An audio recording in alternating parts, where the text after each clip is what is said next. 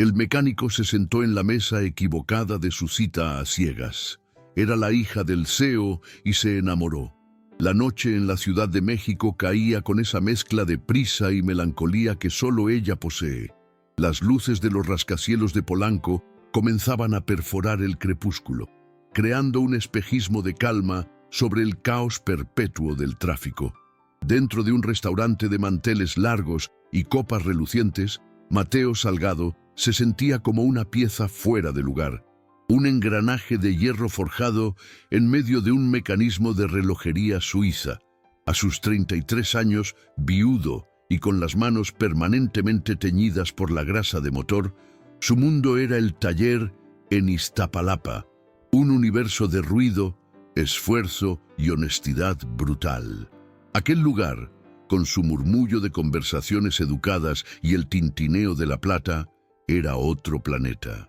Había aceptado la cita a ciegas por la insistencia casi desesperada de su hermana, quien le aseguró que sería en un lugar sencillo, un café de barrio. La confusión, ahora lo entendía, había sido monumental. Se miró las manos bajo la mesa, avergonzado. Había pasado media hora en el baño del taller, frotándose con jabón industrial hasta casi arrancarse la piel, pero las huellas de su oficio, esas líneas oscuras bajo las uñas y en los nudillos, eran una marca de identidad imposible de borrar. Desde la muerte de su esposa, hacía ya 3 años, se había refugiado en el trabajo como un animal herido busca su madriguera. Evitaba la compañía, las preguntas, la lástima. Solo se permitía la rutina, del taller a casa de su madre, a quien cuidaba con una devoción silenciosa, y de vuelta al taller. Aquella cita era una traición a su luto, a su comodidad dentro de la tristeza. Pero la soledad, a veces, pesaba más que los recuerdos. Esperaba a una mujer llamada Sofía, de quien solo sabía que era maestra y que, según su hermana, tenía una risa contagiosa. Entonces, una mujer se acercó a su mesa. No era como la había imaginado. Se movía con una elegancia serena, vestida con una sencillez que gritaba más lujo que cualquier ostentación. Su cabello oscuro caía sobre sus hombros y sus ojos, al encontrar los suyos, mostraron una curiosidad genuina, sin rastro del juicio que él esperaba. Ella sonrió levemente y se sentó. Por un instante, Mateo pensó en levantarse, en aclarar el error que seguramente estaba ocurriendo, pero algo en la mirada de ella lo ancló a la silla. Se llamaba Valeria, y su voz era suave, sin el acento presuntuoso que él asociaba con esa zona de la ciudad. La conversación, torpe al principio, comenzó a fluir con una naturalidad que lo desarmó por completo. Él, por primera vez en años, habló de sí mismo sin sentir que se estaba disculpando por existir. «Disculpe usted mis manos», murmuró él en un momento, sintiendo la necesidad de confesar su condición, de poner sobre la mesa la verdad de su mundo. Las mostró apenas, un gesto rápido y avergonzado. «Vengo directo del taller. No hubo tiempo para... para esto». Ella no se apartó. Al contrario, se inclinó ligeramente hacia adelante, su mirada fija en esas manos que habían desarmado cientos de motores. «Son las manos de un hombre que construye, que repara lo que está roto», respondió Valeria. Y en su voz no había un gramo de condescendencia, solo un interés que lo hizo sentir visto de verdad. ¿Qué se siente devolverle la vida a algo que otros ya daban por perdido? La pregunta lo golpeó. Nadie le había preguntado nunca algo así. Hablaban de precios, de tiempos de entrega, de refacciones, pero ella le preguntó por el alma de su trabajo. La noche avanzó entre pláticas que iban de lo trivial a lo profundo. Él habló de la dignidad del trabajo manual, de la soledad de su viudez sin nombrarla directamente, de cómo a veces sentía que su vida se había estancado en un solo día.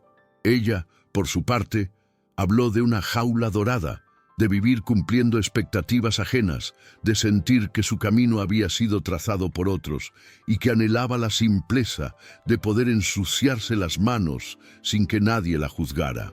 Había una conexión palpable, una extraña simetría en sus soledades. Se reían con complicidad, como si se conocieran de toda la vida. El aire se cargó de una electricidad suave, una promesa de algo nuevo que ninguno de los dos se atrevía a nombrar. Estaban tan absortos en su burbuja que no notaron a la otra mujer que se acercaba a la mesa, mirando su celular y luego a Mateo con el ceño fruncido. La mujer carraspeó, interrumpiendo una risa compartida. «¿Mateo?», preguntó, su voz teñida de confusión. «Soy Sofía, tu cita. Llevo esperándote media hora en la mesa del fondo». El silencio que cayó sobre la mesa fue denso, pesado, cargado de la cruda realidad del error. Mateo sintió que el suelo se abría bajo sus pies. El rostro se le encendió en un rojo de pura mortificación. Miró a Valeria, quien a su vez miraba a Sofía, y luego de nuevo a él, con una expresión indescifrable. Todo había sido una monumental y hermosa equivocación. La magia se había roto. El hechizo se había desvanecido, o eso creía él, porque entonces Valeria tomó una decisión que cambiaría no solo esa noche, sino el resto de sus vidas, demostrando que a veces los errores del destino son solo el comienzo de la historia correcta. Y es justo en esa decisión, en ese instante donde el azar pudo haberlo terminado todo, que nuestra historia realmente comienza. Pero para poder seguir contándote cómo una mesa equivocada se convirtió en el lugar correcto, necesitamos de tu ayuda. Estamos apenas empezando este camino, y cada persona que se une a esta comunidad es el motor que nos da la fuerza para seguir. Tu suscripción no es solo un clic en un botón, es el combustible que nos permite encontrar y dar voz a relatos como el de Mateo y Valeria. Así que, si esta historia ya ha comenzado a resonar contigo, por favor, suscríbete y acompáñanos a descubrir qué sucede cuando el destino se equivoca para poder acertar. Los días que siguieron a aquella noche de lluvia en la Ciudad de México se sintieron como un amanecer lento y prometedor, uno de esos que se abren paso entre la neblina densa de Iztapalapa. Mateo regresó a su taller con una sensación que no reconocía, una ligereza en el pecho que creía perdida para siempre. El olor a aceite quemado y a metal frío ya no le parecía el aroma de la resignación, sino el de un trabajo honesto que por primera vez en mucho tiempo no definía la totalidad de su existencia. Aún sentía el eco de la risa de Valeria, una melodía que contrastaba con el chirrido constante de las herramientas y el murmullo de la radio que siempre lo acompañaba.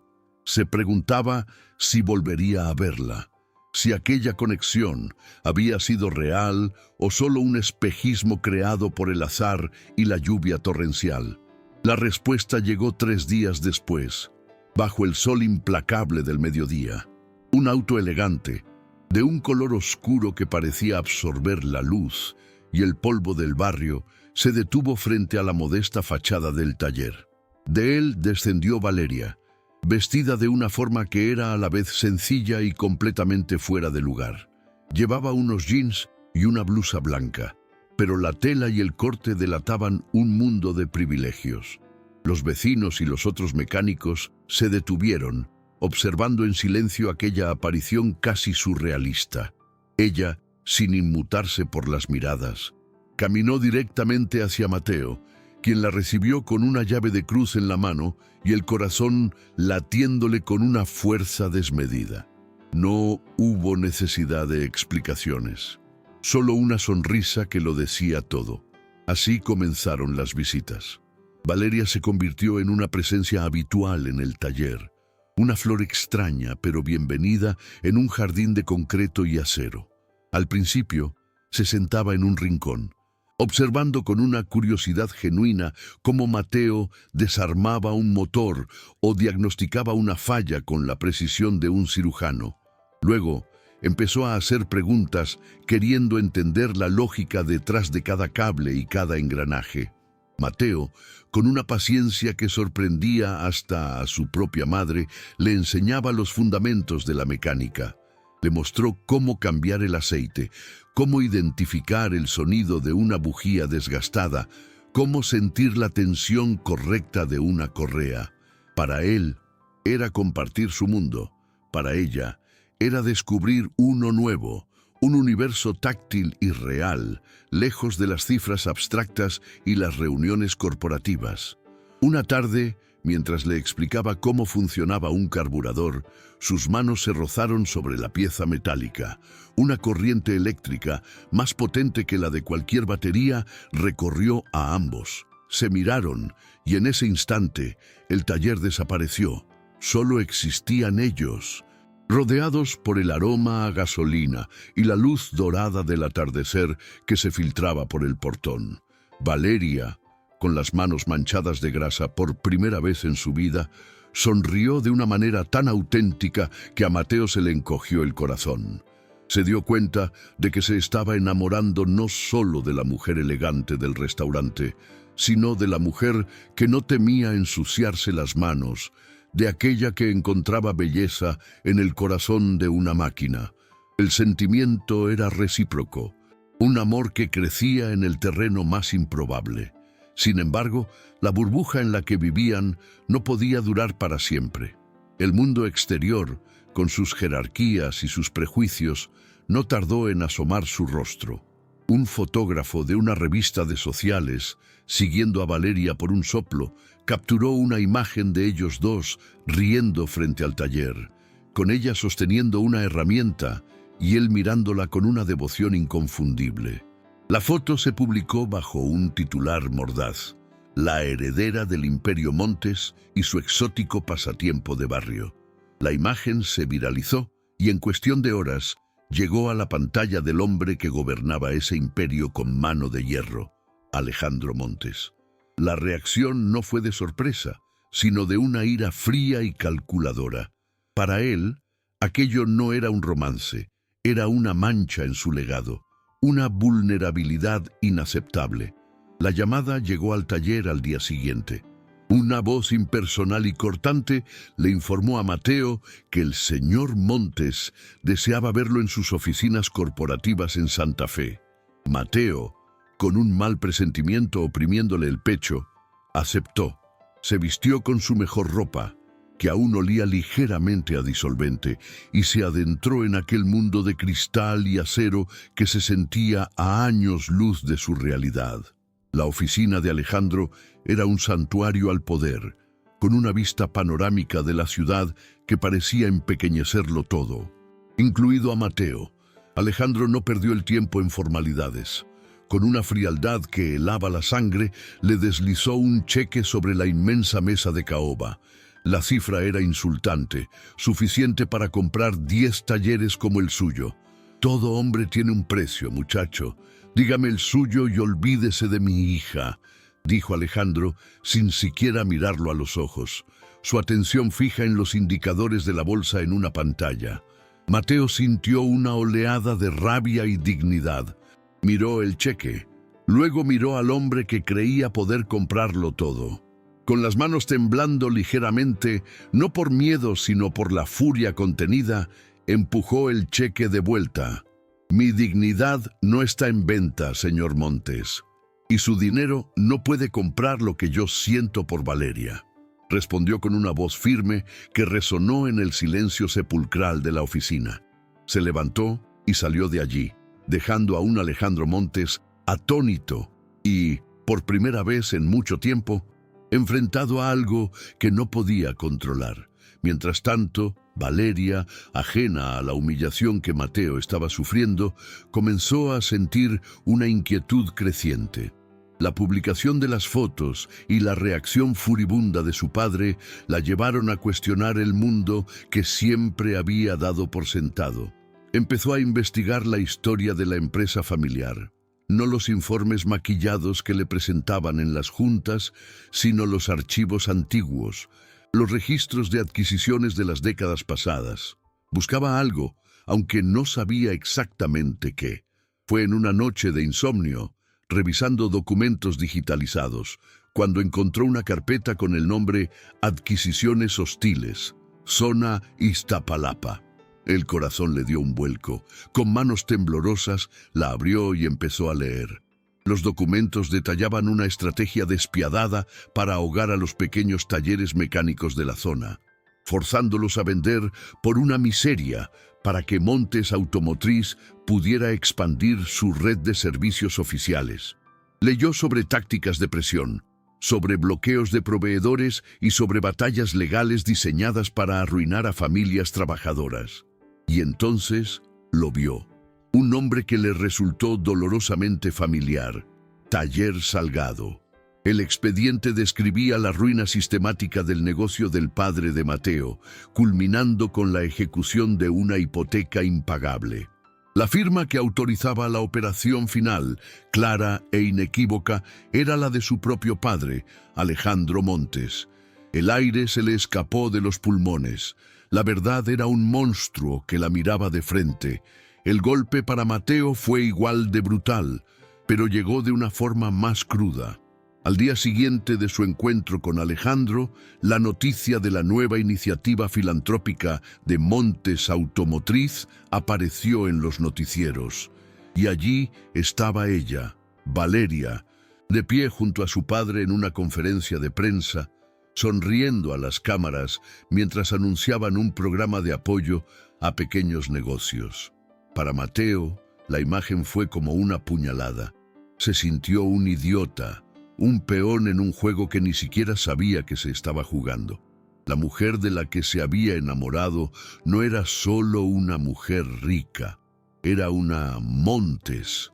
Era parte del mismo engranaje que había triturado a su familia, que había llevado a su padre a la tumba con el corazón roto por la desesperanza. Cuando Valeria llegó al taller esa tarde, con los ojos enrojecidos y el alma hecha pedazos, lista para confesar la terrible verdad que había descubierto, se encontró con un muro de hielo. Mateo la esperaba con una mirada que ya no contenía amor, solo un dolor profundo y una traición insondable. «¿Cuándo pensabas decírmelo?», le espetó. Su voz, cargada de un resentimiento que había estado enterrado por años. «¿O todo esto era solo un experimento para ti? ¿Una visita al zoológico para ver cómo vivimos, los que tu familia destruyó?» Las palabras eran crueles, injustas, pero nacían de una herida que se había reabierto de la manera más violenta posible. Ella intentó explicar, con la voz quebrada, que acababa de descubrirlo, que no sabía nada del pasado, que lo amaba y que juntos podían encontrar una forma de reparar el daño. «Yo no soy él, Mateo. Por favor, tienes que creerme. No soy como mi padre», suplicó, extendiendo una mano hacia él. Pero Mateo retrocedió como si su contacto quemara.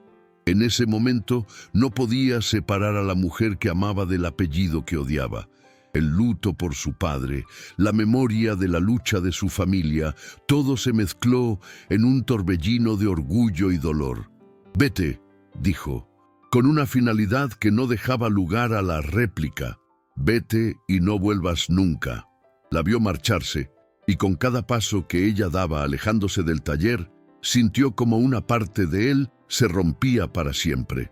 El día de la inauguración del nuevo taller de Mateo olía a pintura fresca y a esperanza contenida.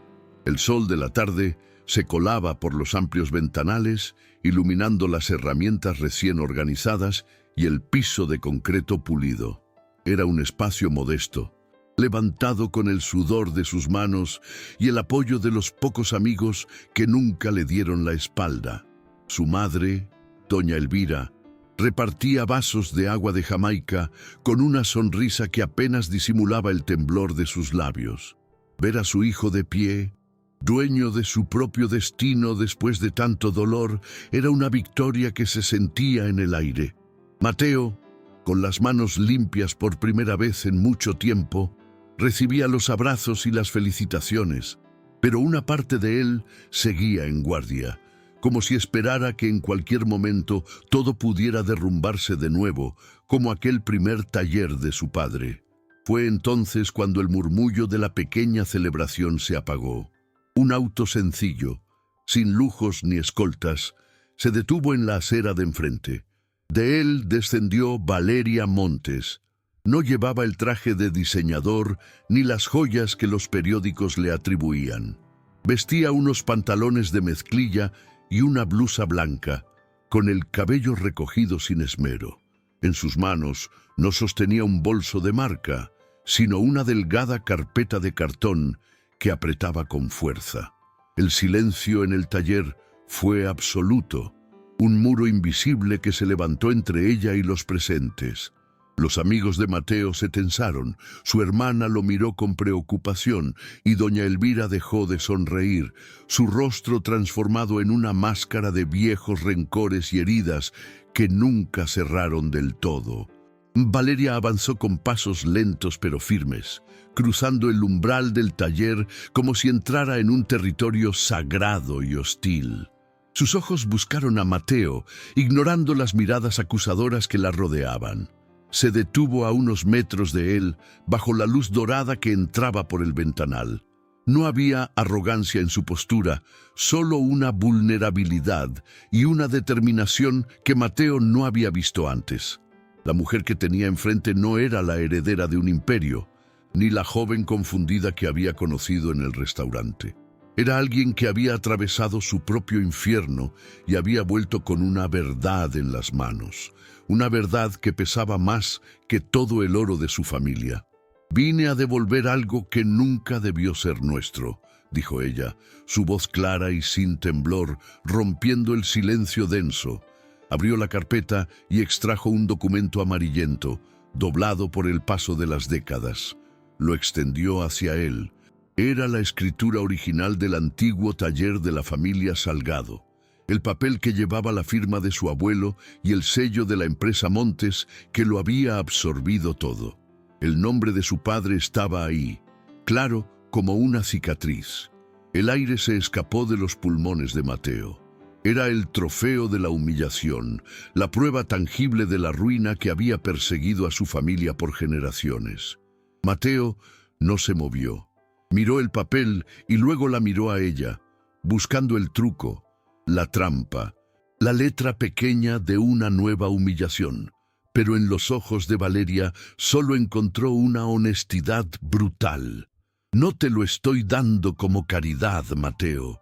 No quiero limpiar la conciencia de mi padre con un gesto vacío. Te lo estoy proponiendo como una sociedad. Quiero que reconstruyamos juntos, desde aquí, lo que mi familia destruyó.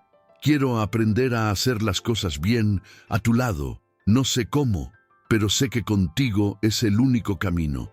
Su propuesta no era un final, era un comienzo imposible, una oferta que desafiaba el orgullo, el dolor y la lógica de todo lo que habían vivido.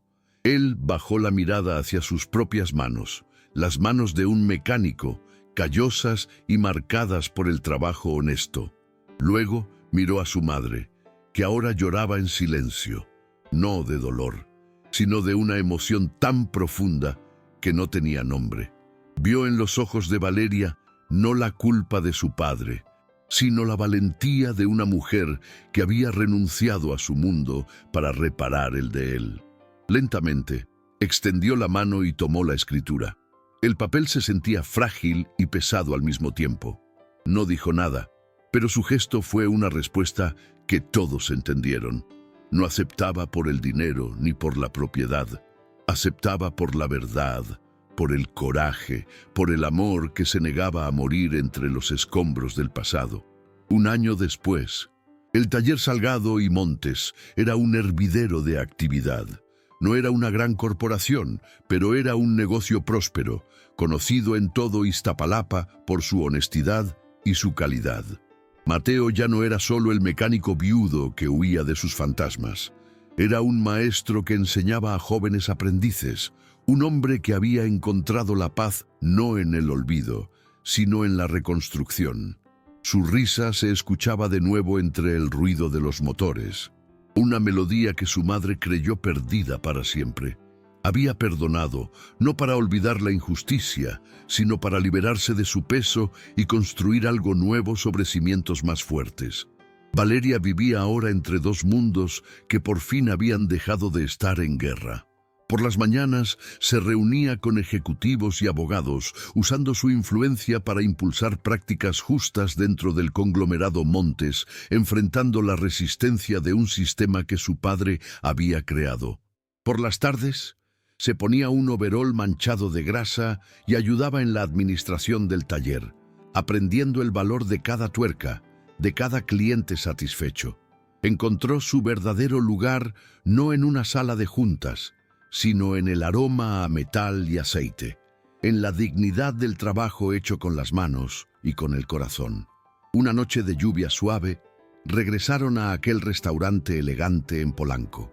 Pidieron sentarse en la misma mesa junto a la ventana, la mesa equivocada que lo había empezado todo.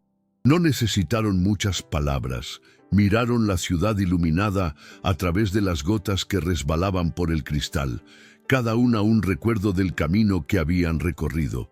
Él tomó la mano de ella sobre la mesa. No eran el mecánico avergonzado y la heredera atrapada. Eran Mateo y Valeria, dos personas que se encontraron por error y eligieron, conscientemente, convertir ese error en el mayor acierto de sus vidas.